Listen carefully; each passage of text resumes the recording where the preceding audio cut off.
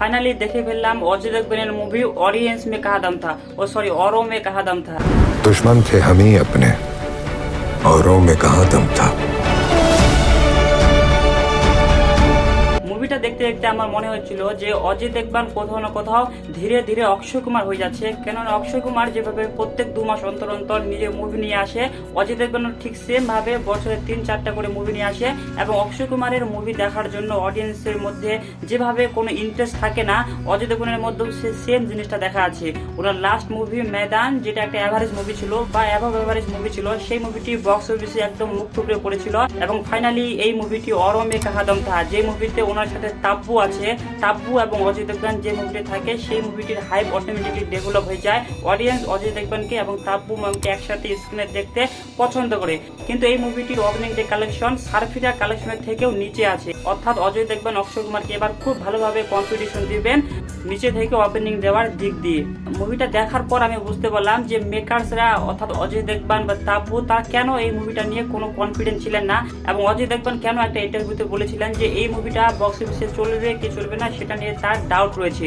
মুভিটি literally guys খুবই খাজা একটা সিনেমা হয়েছে। মানে আমার মনে হয় অজয় দেবগন যখন এই মুভিটিকে দেখেছিলেন তখনই তিনি বুঝে গিয়েছিলেন যে এই মুভিটি বক্স অফিসে চলার কোনো চান্স নেই। তাই তিনি নিজের টাকা বাঁচানোর জন্য এই মুভিটার আর কোনো রকম প্রমোশন করেননি। Well now back to the review. আমরা যদি এই মুভির স্টোরি সম্পর্কে একটু করে বলি, তো মুভি শুরু হয় এখানে অজয় দেবগনের ক্যারেক্টার, যিনি বেশ কয়েক বছর ধরে একটি জেলে আছেন এবং তিনি জেল থেকে বের হতেই চান না।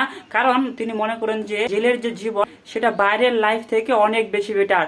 এবং এখানে অজয় দেবগনের সাথে তাব্বু ম্যামের যে প্রেমটা ছিল, যে তাদের মধ্যে লাভ কেমিস্ট্রি ছিল, সেখানে এমন কি হয়ে গেছিল যে অজয় দেবগন জেল গিয়েছিল এবং তাদের মধ্যে যে ব্রেকআপটা হয়েছিল তার মূল কারণ কি, এসব দেখতে হলে আপনাকে দেখে নিতে হবে অজয় দেবগন এবং তাব্বুর অরো মে কাহা দম থা। এই মুভিটা লিটারালি বলছি দেখার পর আপনার দম টেস্ট করবে, আপনার দম চেক করবে যে আপনার ভিতরে কতটুকু দম আছে, আপনি কি বসে এই মুভিটাকে দেখতে পারবেন কিনা। যদি মুভিটি পজিটিভ এবং নেগেটিভ দিক নিয়ে কথা বলি, আমার জন্য এই মুভিতে খুব সামান্য কিছু পজিটিভ দিক রয়েছে এবং বেশ কিছু নেগেটিভ দিক রয়েছে। সবার প্রথমে যদি পজিটিভ দিক নিয়ে কথা বলি, তাহলে এই মুভিতে পারফরমেন্স, আমরা জানি যে এই মুভিতে বেশ ভালো কিছু পারফর্মার রয়েছে। অজয় দেবগন এবং তাব্বু অন স্ক্রিন খুব ভালো পারফর্ম করতে পারেন এবং অজয় দেবগন এবং Tabu at the same time খুব ভালো অ্যাক্টর অ্যাক্ট্রেস। কিছু কিছু পার্টিকুলার সিন আছে যেখানে অজয় দেবগন এবং তাব্বু খুবই ভালো অভিনয় করেছেন। তার সাথে সাথে এখানে সাই মানজেকর এবং এমি বীর, যারা অজয় দেবগন এবং তাব্বুর ফ্ল্যাশব্যাকে তাদের ছোটবেলার রোলটা করেছেন, তারাও তাদের পারফরমেন্স খুবই ভালো দিয়েছেন।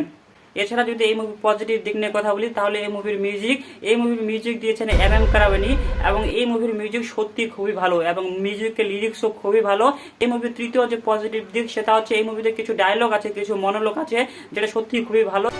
पिछले 22 सालों में शायद ही कोई दिन होगा जब मैंने इस पल के बारे में सोचा ना हो, और 22 सालों में शायद ही ऐसा हुआ होगा कि मैंने इस पल के अलावा कुछ और सोचा। এবার যদি এই মুভির নেগেটিভ দিক নিয়ে কথা বলি, তাহলে এই মুভিতে প্রচুর নেগেটিভ দিক আছে, প্রচুর ফ্ল রয়েছে।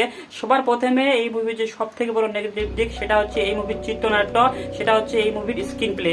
এই মুভির স্ক্রিন প্লেটাকে যেভাবে লেখা হয়েছে সেটা খুবই বোরিং, সেটা খুবই অদ্ভুত একটা স্ক্রিন প্লে। না একটা মুভিতে স্ক্রিন প্লে কতটা ইম্পর্টেন্ট সেটা আমরা দেখে এসেছি রিসেন্টলি মহারাজা মুভিতে। শুধু স্ক্রিন প্লে জোরে সেই মুভিটা এত সফল হয়ে গেছে বক্স অফিসে। কিন্তু এই মুভির স্টোরিটা খুবই সিম্পল। সেই স্টোরিকে এনহ্যান্স করার জন্য একটা খুবই শক্তিশালী স্ক্রিন প্লে, একটা খুবই শক্তিশালী চিত্রনাট্য দরকার ছিল, যেটা এই মুভিতে একদম স্ক্রিন প্লে উইক হয়েছে। সবার প্রথমে এই মুভিতে এমন অনেক সিন আছে যে সিনগুলো এই মুভিতে আপনার দেখার পর রিপিটেটিভ মনে হবে, বারবার একই সিনকে দেখানো হয়, একবার দুবার তো ঠিক আছে, এমন সিন আছে যেটা বারবার আমাদের সামনে আসে এবং সেটা সত্যি দেখার পর অনেক বোর ফিল হয় না। আমরা জানি যে এই মুভিটা একটা ফ্ল্যাশব্যাক থাকবে, যেখানে অজয় দেবগন এবং তাব্বুর ক্যারেক্টারের ফ্ল্যাশব্যাক দেখানো হবে, তাদের অতীত দেখানো হবে এবং এই মুভির ফ্ল্যাশব্যাকটা খুবই ইম্পর্টেন্ট, খুবই গুরুত্বপূর্ণ হতে পারত। মুভির সব থেকে গুরুত্বপূর্ণ পিরিয়ড হচ্ছে এই মুভির ফ্ল্যাশব্যাকটা।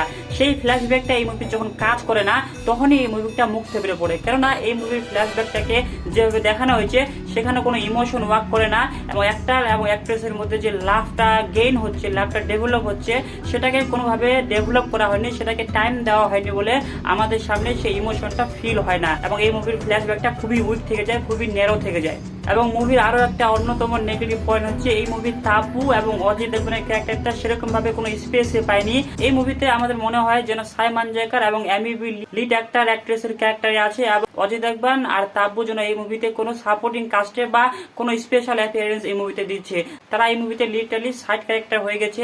মুভিতে সেরকম ভাবে তাদেরকে ইউজে করা হয়নি। তাব্বু এবং অজয় দেবগনের মতো পাওয়ারফুল একটা নীরজ পান্ডের হাতে আছে, কিন্তু তারপরেও তিনি তাদেরকে ভালোভাবে ইউজ করতে পারেনি, যার ফলে মুভিটি পুরোপুরি ল্যাগ করে। মুভির ইমোশন কাজ করে না, মুভির কিছু ড্রাগ কমেডি রাখা হয়েছে সেই কমেডিগুলি কাজ করে না। মুভির মিউজিক ভালো যেমনটা আমি বললাম, কিন্তু যেহেতু মুভির main core main screenplay সবকিছু ল্যাগ করে, সবকিছু ফেল হয়ে যায়, তার কারণে মুভির বাকি যত যাবতীয় জিনিস আছে সবগুলি ফেল হয়ে যায়। তো এই মুভিটির বক্স অফিসে চলা একদম ইম্পসিবল ব্যাপার, কেননা আমরা জানি যে এই মুভিটি বক্স অফিসে মাত্র 1.5 থেকে 2 কোটির ওপেনিং নিবে। তো এই মুভির দরকার ছিল একটা খুবই পজিটিভ ওয়ার্ড অফ মাউথ এই মুভিটাকে চলার জন্য, কিন্তু যেহেতু এই মুভিটি খুবই খারাপ হয়েছে, ওয়ার্ড অফ মাউথ এই মুভিটির অ্যাজ এক্সপেক্টেড খুবই খারাপ আসবে এবং এই মুভিটি বক্স অফিসে মুখ থুবড়ে পড়বে, এটা ফর শিওর। সো আপনার হাতে যদি খুব বেশি টাইম অ্যাভেলেবেল থাকে এবং আপনার কাছে যদি পকেট ভরা টাকা থাকে, তাহলে এই মুভিটিকে আপনি একবার চেক আউট করতে পারেন। এবং আপনি যদি অলরেডি এই মুভিটিকে দেখে থাকেন, তাহলে আপনার এই মুভিটা কেমন লেগেছে অবশ্যই কমেন্ট করে আমাদের জানাতে পারেন।